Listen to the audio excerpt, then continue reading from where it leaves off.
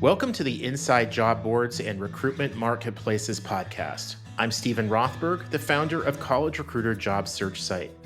At College Recruiter, we believe that every student and recent grad deserves a great career.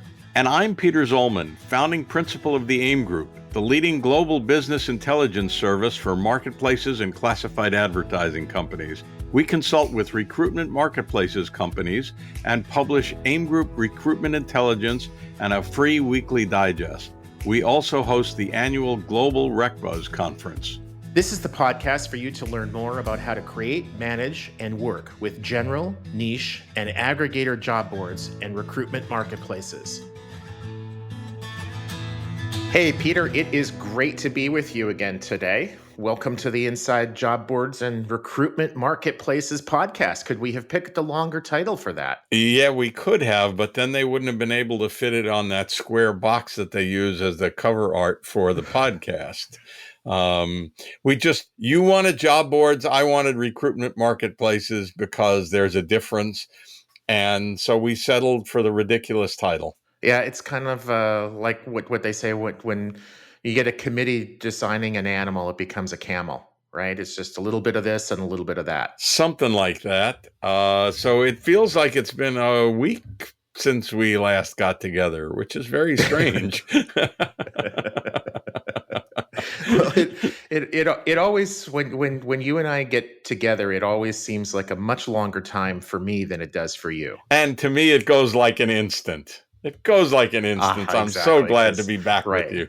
Oh, exactly. It's just such pleasure. Oh, God. So, hey, what I hear through an unnamed source whose name is spelled exactly the same as yours, that AIM Group has an exciting announcement doing something to do with my birth month, April. Yeah, we are doing RecBuzz in Berlin in April. We've done a couple of conferences in Berlin.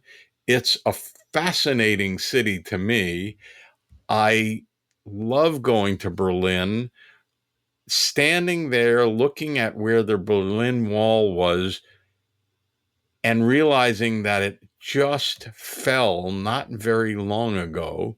And I was having a conversation about a guy who grew up in Berlin divided and how he could never go around a lake. And once the wall fell, he swam across the lake and didn't get shot at. The lake was on the dividing line. So it's a wonderful city.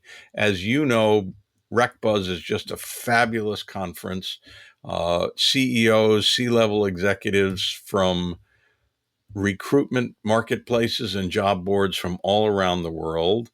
We already told Will that if he's a real rock star on this podcast, we might have to invite him to speak there. But it's just, I don't need to pitch it because you've been known to say good things about it once or twice before. Yeah, absolutely. Anybody has any questions about what it's like to attend an AIM Group event, and I don't, work for AIM Group, I don't get paid for this or anything like that, just a happy attendee. I was fortunate to go to the Barcelona one, and then also the one in Amsterdam or in September of 2022, and both just phenomenal. Great vibe. You don't feel like you're getting pitched to. There is definitely an opportunity to meet with vendors, but it's much more of a collegial learning. And the thing that I think really distinguishes your events from a lot of the other ones is just how truly global they are. You're going to be sitting there, and on one side of you is going to be somebody from Denmark, and on the other side of you, there's going to be somebody from Nigeria. And their business models are going to be different, and you're going to learn from them, and they're going to learn from you. It's really fantastic. And we're not pitching, but I will say super early bird registration lasts for another few weeks at least. And you can find out all about it at RecBuzz Conference, RecBuzz conference.com. And I'll see you there in April, Mr. Rothberg. And if I'm lucky, maybe Mr. Moss too. And that's your cue, Stephen, to introduce Will, whom we've been talking about behind his back. in front of him, so to Yeah, speak. he's got to be wondering, am I ever going to get to chime in here? So Will he's the CEO of HBCU Connect. For those of the listeners who don't know what that acronym is, historically Black colleges and universities in the U.S. It is a longstanding, very important group of schools that have overcome adversity and educated millions and millions of some of the best um, contributors to society. And I'm going to let Will kind of describe a little bit more about that. But Will, why don't you tell the listeners like a little bit about you, a little bit about Will, and a little bit about HBCU Connect? First of all, thank you all for having me. Appreciate the opportunity to be here. A little bit about myself. Of course, yes, I'm the CEO of HBCU Connect, the founder of the company. My background, by trade, I'm a software engineer. So, the whole conversation about, having HBCU Connect and HBCU Connect having a job board, I wrote most of the code for the job board because at the time that I launched the site and launched the job board with the site, there were not a lot of examples out there, or, white label solutions or anything like that. So I had to kind of roll up my sleeves and get involved. So I'm a software engineer by trade, but HBCU Connect was a passion project for me. Having gone to one of the HBCUs, I went to Hampton University in Virginia. Didn't know what HBCUs were, before I went to school. But once I was there, part of your, indoctrination, as a freshman, is you take the University 101 class, and they explain the history of the school. They explain, Hampton University is an HBCU, one of roughly 105 HBCUs out there. I said, oh, that's interesting. But the passion came because I was picked up as a scholarship recipient by AT&T Bell Labs as a part of their diversity recruitment strategy. And they paid for me to go to school starting halfway through my junior year in college. So that's where the idea came from for HBCU Connect. Once I came out and started working in the workforce, I wanted to give back. And so my way of giving back was creating the website. That seems like a fabulous approach.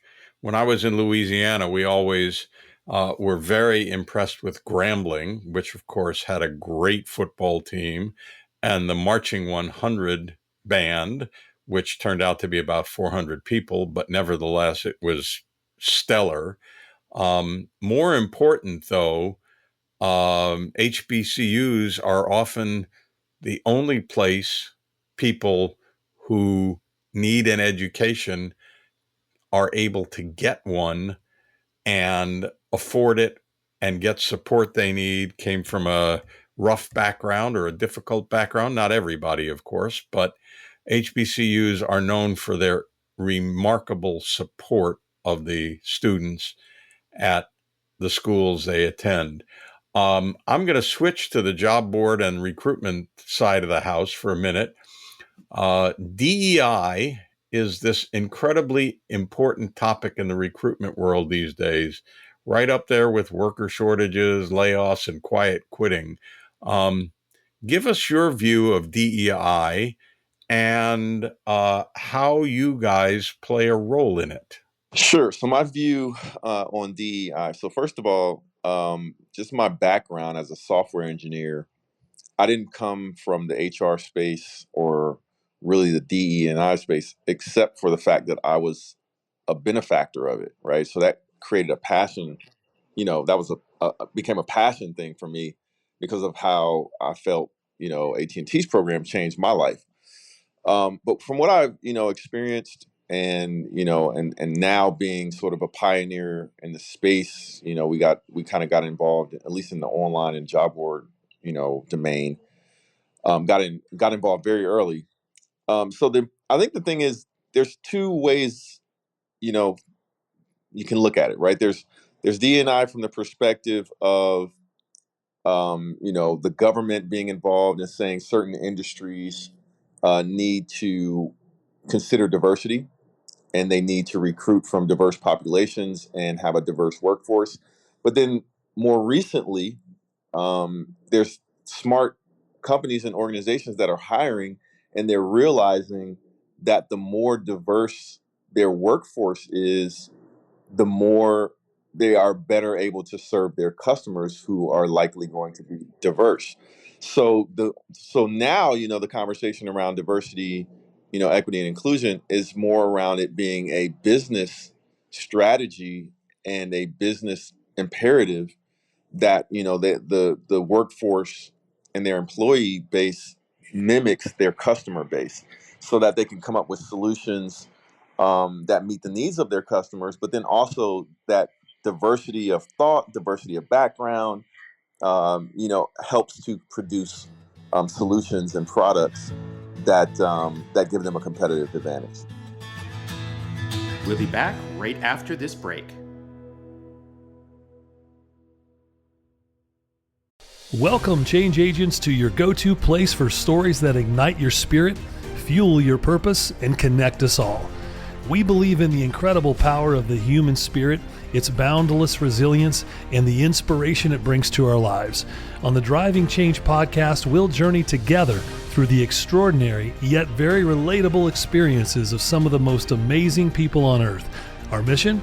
That through these stories, we might just spark change within you and awaken a newfound motivation to harness your unique gifts to make a real difference in the world. So get ready to be inspired and join us on this incredible adventure.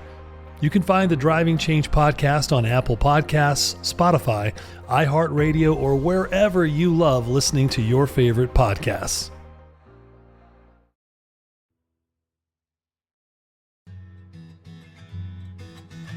Welcome back to the Inside Job Boards and Recruitment Marketplaces podcast. I've heard customer after customer of ours at College Recruiter talk about how just the same way you did, Will, where it's not only sort of the right thing to do, and years ago it was more about compliance for some of these organizations, but it makes business sense that they find that the more diverse their workforce is, the more productive that workforce is. And HBCU Connect is definitely an avenue that they should be pursuing. So if I can, I'd like to dig into a little bit of the past of HBCU Connect, because I think the listeners who are running their own job boards or recruitment marketplaces will find it to be instructive and also interesting. When I look at the site, I do not see a traditional job board like a College Recruiter. You come and there's keyword search in the homepage and locations, and you see a list of jobs and you click and you apply to them. What I see is much more of a community site that happens to have a job board component. Did it start out that way? Was that part of the plan? Was it just an accident? How did you get there? So HBCU Connect started out initially as a social network. We didn't even have a job board as a part of our platform. But interestingly enough, like I said earlier, I was a software engineer, built out the website. So I still have my day job, 9 to 5 at AT&T. And I started getting these interesting phone calls from some savvy recruiters that said, hey, we noticed that you have this site. You've got all of these students on the site. You got all these graduates on the site. We go off to the universities and we can only reach 5 of them. And we know there's over 100.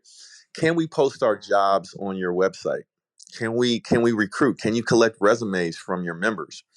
And so originally it was one phone call. Then was, a few weeks later, there was another phone call. And as the internet got more and more the users of the internet got more and more savvy about online recruitment, the more I started to get these phone calls. So until, finally I took my Christmas break off and I looked at the leaders in the space at the time, which were like Monster and CareerBuilder. And I said, you know what? You're dating yourself. Yeah, this is like the late 90s, early 2000s. We launched our job board in 2002.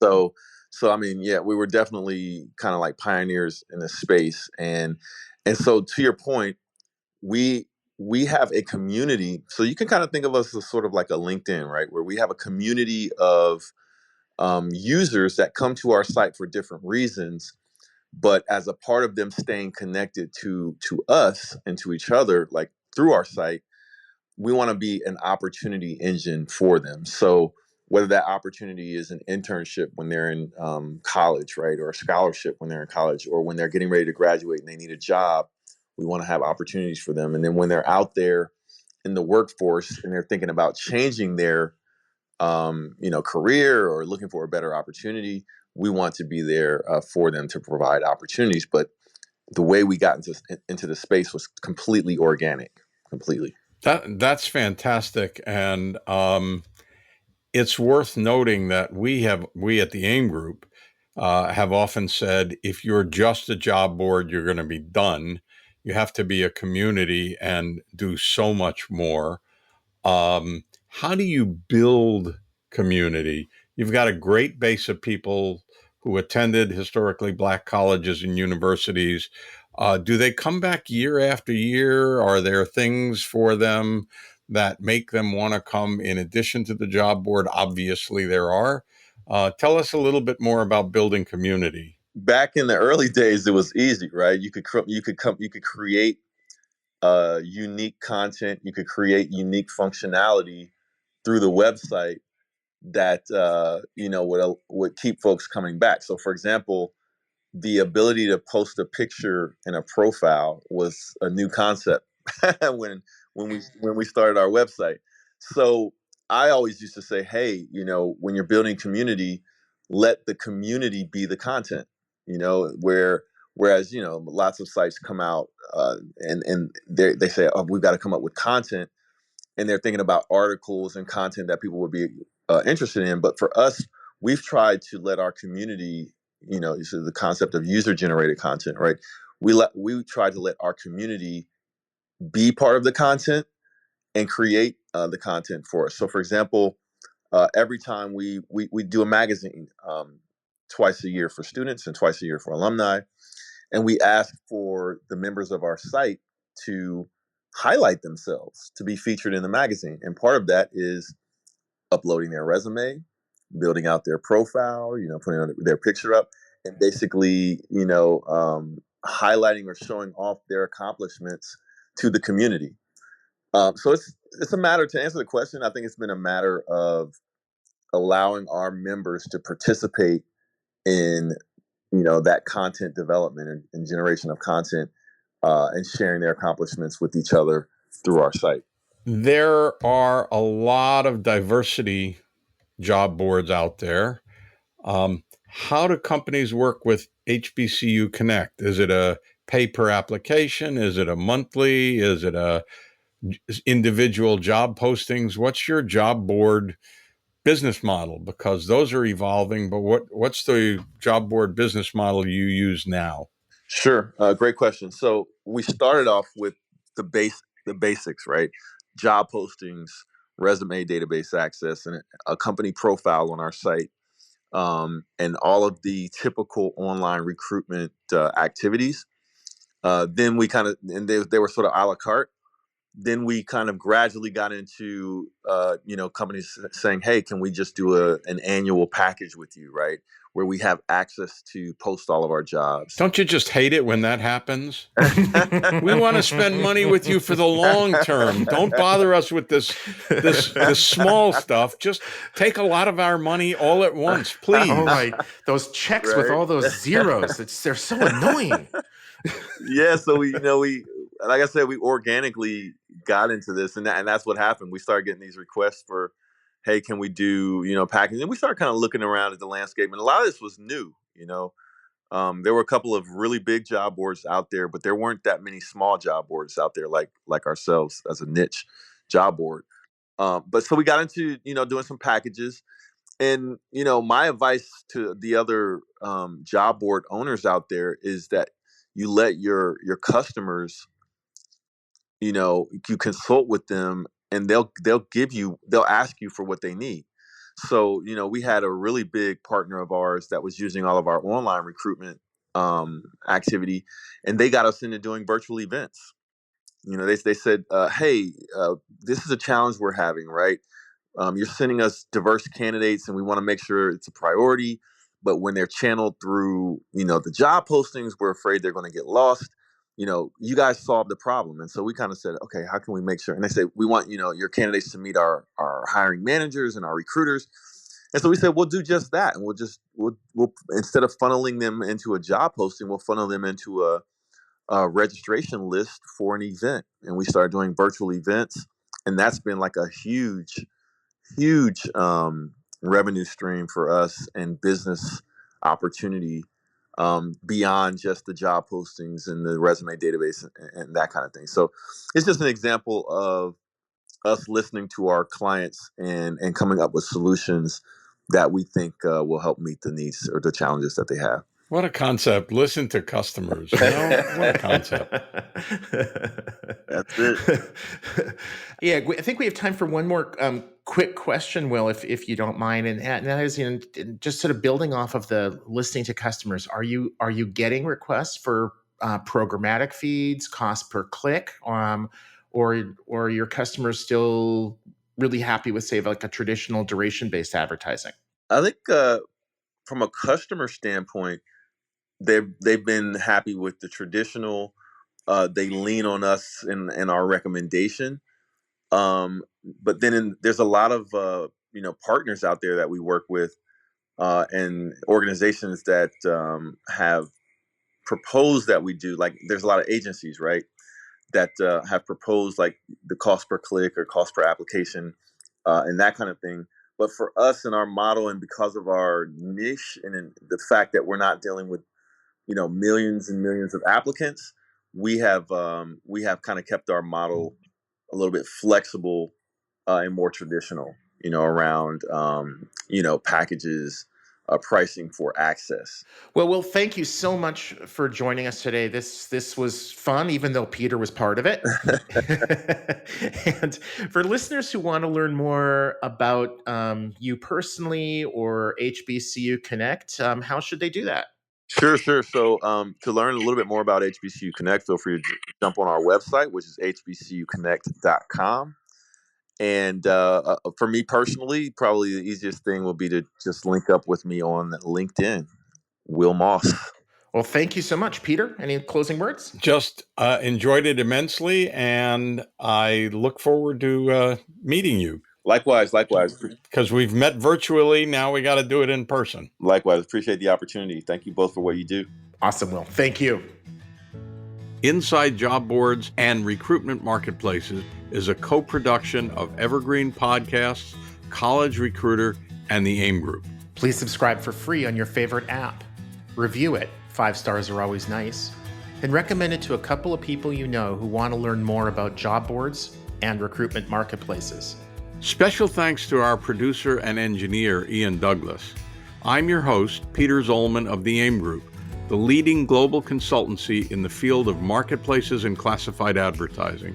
Find out more about our reports on recruitment marketplaces, job boards, and classifieds, including our new Recruitment Marketplaces Annual, at aimgroup.com/reports. I'm your host, Stephen Rothberg, of job search site College Recruiter. Each year, we help more than 12 million candidates find great new jobs. Our customers are primarily Fortune 1000 companies, government agencies, and other employers who hire at scale and advertise their jobs with us. You can reach me at stephen@collegerecruiter.com.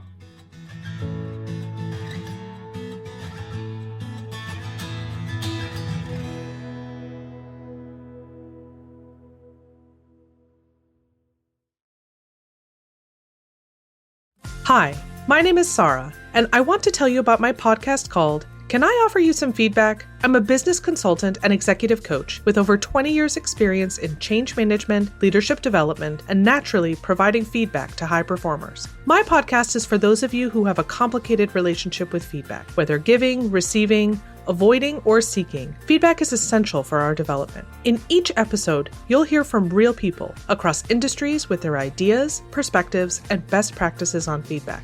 I'll also be sharing business bites with you, simple explanations of organizational tools, management techniques, and leadership philosophies that will help you and your businesses thrive. You can listen to Can I Offer You Some Feedback on your favorite podcast app, or learn more at evergreenpodcasts.com.